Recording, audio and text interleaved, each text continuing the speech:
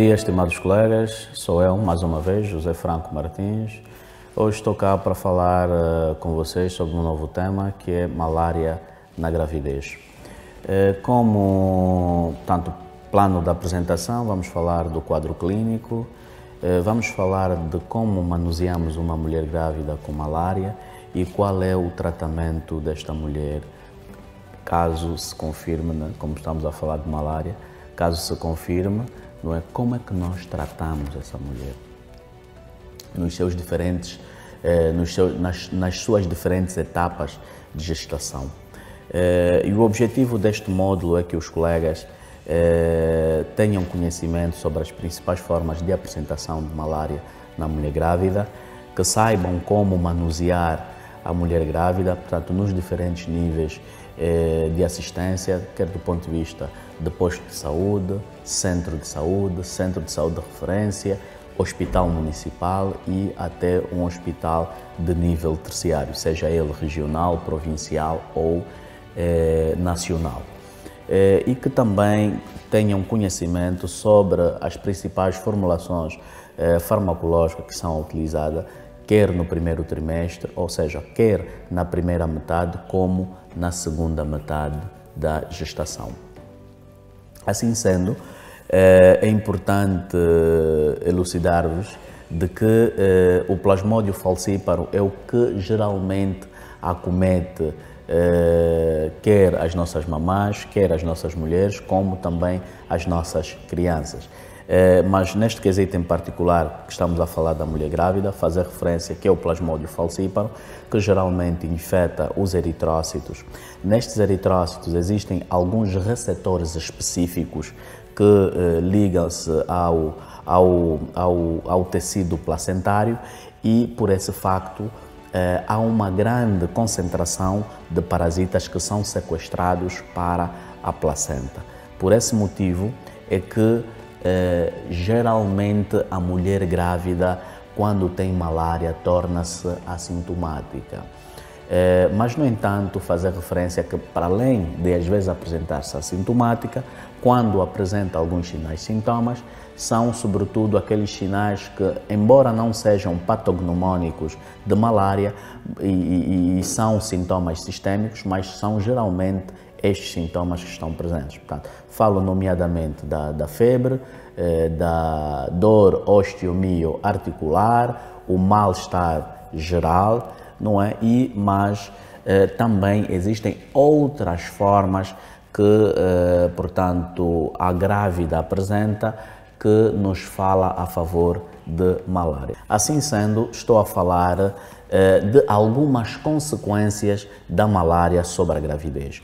E neste capítulo vamos falar dos efeitos ou da consequência na própria mulher grávida, no produto da concepção, que é o feto, e no próprio recém-nascido, já depois de nascer. Assim que na mulher grávida, como disse, inicialmente podem ser assintomáticas por conta do sequestro que pode ser através da placenta ou mesmo através do sequestro esplênico de uma provável ou eventual esplenomegália que a mulher grávida possa ter.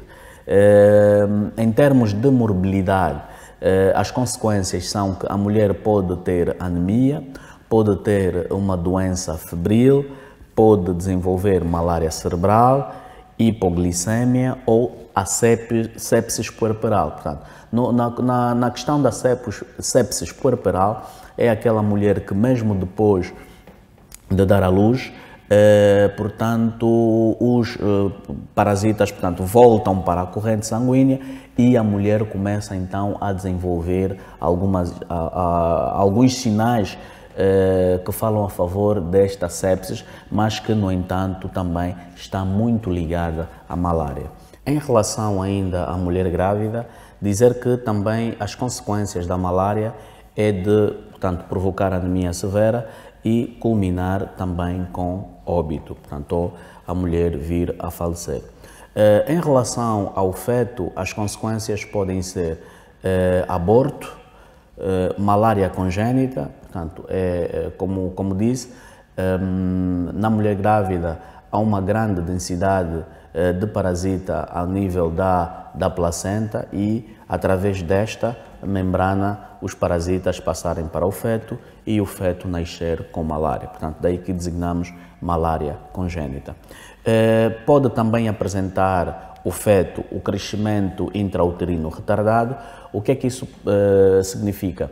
Significa que, em função das diferentes estadios de desenvolvimento do feto, corresponde a determinado, portanto, a embriogênese e também o feto, nestas diferentes etapas, vai, como podemos dizer, afeta o desenvolvimento do crescimento intrauterino, ou seja, o crescimento intrauterino é retardado. Numa linguagem mais simples, dizer que é um feto que é pequeno para a idade gestacional, ou seja, a mulher já tem uma gravidez, se calhar, de 6 meses, mas o tamanho do feto não corresponde com este período de gestação. Pode também culminar com morte intrauterina, portanto, o feto pode morrer dentro do útero e a mulher não se dar conta e só depois de algum tempo é que se identifica que o feto faleceu. As consequências no recém-nascido é o baixo peso à nascença, a prematuridade, a doença febril e a morte perinatal. O baixo peso à nascença, portanto, como sabemos, existe um padrão para o nosso contexto daquilo que é considerado como peso normal e, nestes casos, as crianças podem nascer com um peso abaixo deste padrão para o nosso contexto. Em relação ao manejo ou à abordagem da mulher grávida nos diferentes níveis de atenção, começando pelo posto de saúde, portanto, este posto tem que ter a capacidade de poder, ou deve ser no posto que nós devemos fazer o diagnóstico. Este diagnóstico pode inicialmente ser presuntivo através dos sinais e sintomas. Pode ser, portanto, uma grávida que apareça com febre, que apareça com dor osteomioarticular, que aparece com dor de cabeça. Então, aí já temos uma presunção de que efetivamente esta grávida pode ter paludismo. Para a sua confirmação, mesmo ao nível do posto, podemos submeter a grávida a um teste, seja ele um teste imunocromatográfico ou teste rápido ou uma gota espessa, para então chegarmos à conclusão ou à confirmação de que essa mulher tenha paludismo. Ainda no posto de saúde, devemos procurar identificar nesta grávida alguns sinais de alerta que vão depois nortear o nosso foco relativamente se há ou não critério de referenciar ou não a grávida. Para dizer que alguns sinais de alerta que podem ser identificados a este nível é sobretudo vômitos, anemia, portanto através da coloração da mucosa, edema dos membros inferiores, tontura, dificuldade respiratória e icterícia. Portanto, são alguns sinais e sintomas que devem nos alertar sobre alguns sinais que constituem perigo para a mulher grávida. Diante disso, se, portanto, a mulher não tiver nenhum sinal de perigo, pode efetivamente, e a malária for simples, pode efetivamente receber o seu tratamento a nível do posto. Caso se identifique algum sinal de alerta, então procurar deve ser referenciada para uma unidade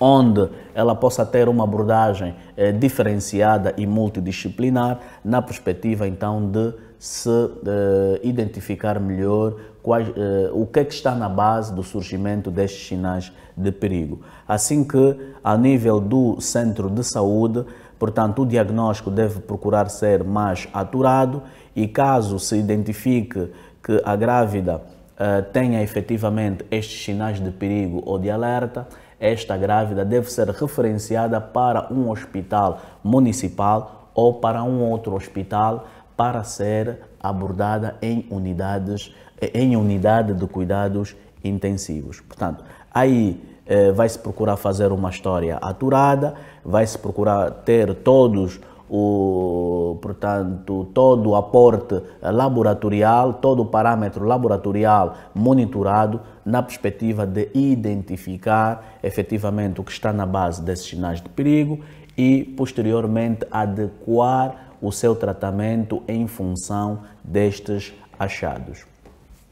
Fazer referência que neste capítulo não vamos fazer muita abordagem relativamente ao tratamento da malária grave, porque no capítulo de malária grave vamos também falar de malária grave, da abordagem da malária grave na mulher grávida. Mas, no entanto, dizer que face a isso, então vamos focalizar o nosso tratamento em função dos achados que nós tivemos nestes diferentes níveis de atuação que fiz referência. Vou mais uma vez,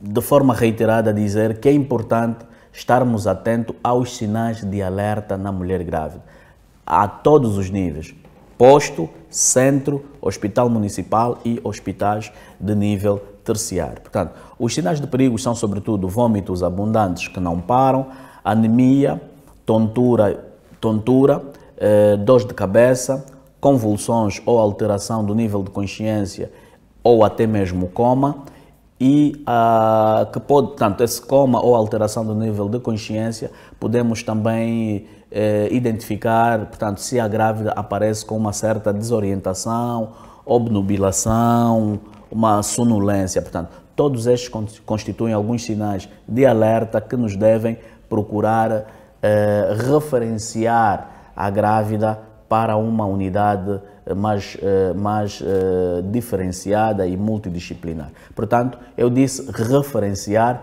e não despachar. Claro que, como disse, na aula sobre malária grave, na secção de tratamento da malária grave na mulher grávida, também faremos alguma referência relativamente a isso. Portanto, a mulher deve ser referenciada, a mulher deve ser transferida e não despachada. Agora, em relação ao tratamento da mulher grávida, há aqui dois momentos que é importante nós fazermos referência. A abordagem da mulher no primeiro trimestre da gestação é uma e do segundo até o último, portanto, até o nascimento, a abordagem também é diferente. No primeiro trimestre, nós vamos tratar a mulher grávida com sulfato de quinino na apresentação de 600 mg. Mas no nosso contexto que tem aparecido é mais a apresentação de 300 mg.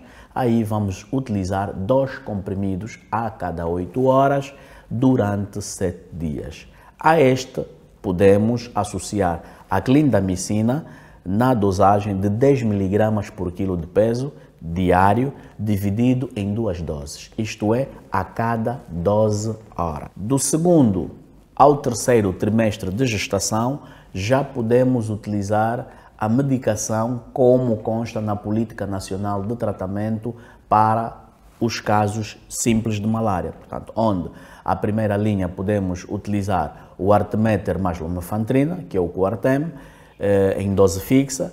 Podemos utilizar ainda o artesunato mais amodiaquina, que é o AZAC, também em dose fixa. E podemos utilizar também a dihidroartemisinina mais fosfato de piperaquina, também em dose fixa. Fazer referência que no segundo ao terceiro trimestre, e como fiz referência que no nosso contexto já estamos a ter a presença de infecções mistas, ou seja, Plasmodium falciparum e Plasmodium vivax ou oval, a abordagem é diferente. Nestes casos, para a mulher grávida, o tratamento deve ser o mesmo, ou seja, deve ser com combinações terapêuticas à base de artemisinina. O que isso pressupõe dizer? A utilização de arteméter mais lumefantrina em dose fixa, o artesunato mais amodiaquina, que é o AZAC, também em dose fixa, ou dihidroartemisinina mais fosfato de piperaquina, também em dose fixa. No entanto, fazer referência que nas pessoas que não são grávidas, Para estes casos, deve ser associado à primaquina durante 14 dias, mas na mulher grávida está contraindicado a utilização da primaquina. E se eventualmente essa infecção mista for no primeiro trimestre, ainda assim devemos cumprir o protocolo vigente na nossa política, que é o quinino associado à clindamicina. Existem alguns medicamentos que nós não devemos usar na gravidez, que é a tetraciclina e a doxicilina, assim como também a primaquina, como fiz referência inicialmente.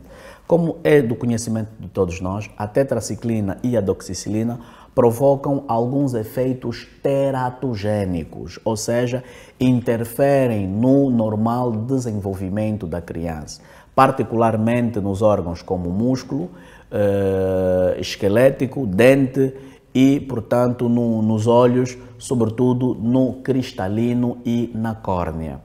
Para a primaquina é prejudicial para os recém-nascidos, sobretudo aqueles que apresentam a deficiência de glucose 6-fosfato desidrogenase, podem precipitar o surgimento de hemorragia. Daí que estes 3 medicamentos citei agora estão precisamente contraindicados de utilizarem nas mulheres grávidas. Relativamente a este módulo de gestão de malária na grávida, é tudo quanto tínhamos.